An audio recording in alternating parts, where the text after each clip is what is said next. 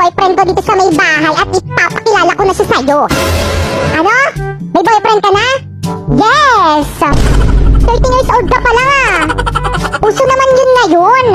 Nako, ako nung nasa edad mo ako, paglalaro lang ng lato-lato yung alam ko, tapos ikaw may boyfriend ka na? Nako, hiwalayan mo yan. Pero ma, bakit? Sigurado ka bang tunay yung pagmamahal niyan sa'yo? Opo, sabi niya mamamatay daw siya kapag nawala ako. Sigurado ka? Yes, sigurado. Tignan natin. Magandang araw po at... Mama, ayun na siya.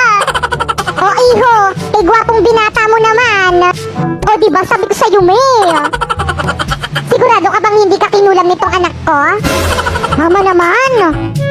O ito, 1,000,000 piso. Hiwalayan mo lang ang anak ko. Paumanhin po ngunit. Go baby, tuloy mo.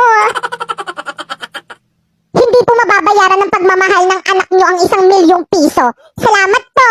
Bye! O diba, sabi ko sa'yo eh.